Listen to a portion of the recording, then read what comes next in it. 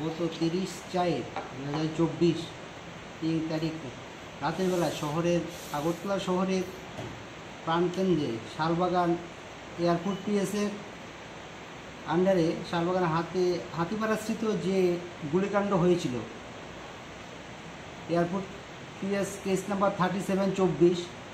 1/5/2024 এই গুলিকাণ্ডের সঙ্গে জড়িত পুলিশ প্রদ্যুৎধর চৌধুরীকে গ্রেপ্তার করে 1 তারিখ 3 দিনের পুলিশ রিমান্ড সেরে আজ 3/5/2024 প্রদ্যুৎধরকে প্রেরণ করা হয় মাননীয় চিফ জুডিশিয়াল ম্যাজিস্ট্রেট সৈকত দাসের কোর্টে। পুলিশ 3 দিনের পুলিশ রিমান্ডের ইন্টারোগেশনে প্রদ্যুৎধরের কাছ থেকে একটি মহিলার নাম, যার নাম সুস্মিতা সরকার, বের করে ভিডিও সিসিটিভি ফুটেজের মাধ্যমে ওনাকে আইডেন্টিফিকেশান করে পুলিশ 2/5/2024 তারিখ সুস্মিতা সরকারকে পুলিশের জালে তুলে নিয়েছে। এবং এই সুস্মিতা সরকার এই পুলিশ যখন জালে তোলার পরে গুলিকাণ্ডের সঙ্গে মাস্টারমাইন্ড হিসেবে কাজ করেছে বলে ইন্টারোগেশন রিপোর্টে বেরিয়ে এসে, এবং আজ প্রদ্যুৎধরের 3 দিনের পুলিশ রিমান্ড সেরে যখন মাননীয় আদালতে ওনাকে প্রেরণ করা হয়, মাননীয় আদালত যে আরও 5 দিনের পুলিশ রিমান্ড রিকোয়ারমেন্ট আছে বলে পুলিশ দাবি করেছেন। কেননা এই গুলিকাণ্ডের সঙ্গে যারা জড়িত রয়েছে,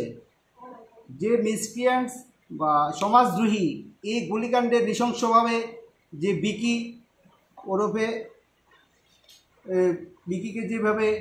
নৃশংসভাবে গুলি করে হাতিপাড়া শালবাগানে হত্যা করেছে, এর সঙ্গে যারা জড়িত আছে এবং চেইন ওয়াইজ যে প্রি প্ল্যান মাফিক যে ঘটনাটি করেছে ওর সঙ্গে যারা জড়িত আছে, এবং এই যে রিভলভার দিয়ে এবং গুলিকাণ্ডের যে পিস্তল এখনও অবধি এই প্রদ্যুৎধরের ইন্টারোগেশন রিপোর্ট থেকে এখনও বেরোয়নি, তাই 5 ডেজ পুলিশ রিমান্ড প্রয়োজন। তাই আদালতে আজকে 5 ডেজ পুলিশ রিমান্ডের আবেদন জানানো হয়েছে, এবং তার সঙ্গে প্রদ্যুৎধরের ইন্টারোগেশন রিপোর্ট থেকে এবং সিসিটিভি ফুটেজ থেকে যে আইডেন্টিফিকেশন হয়েছিল সুস্মিতা সরকার, বয়স 22 বছর, ওয়েস্ট ভুবনবন, ওকে 10 দিনের পুলিশ রিমান্ডে পাঠানোর জন্য আবেদন করা হয়েছে। এবং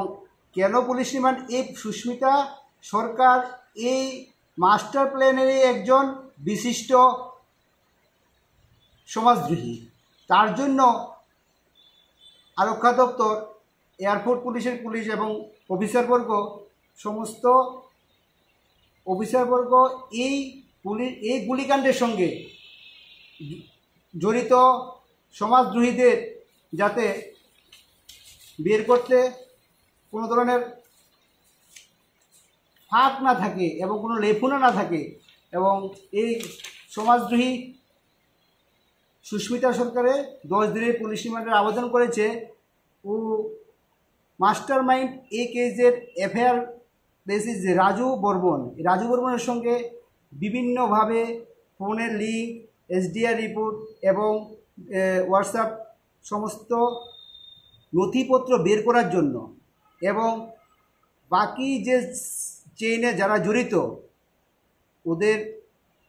সম্পূর্ণ তথ্য বের করার জন্য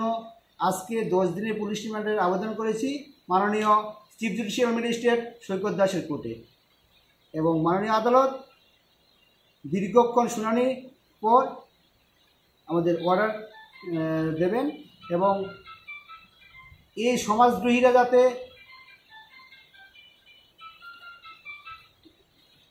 সমাজের বিভিন্ন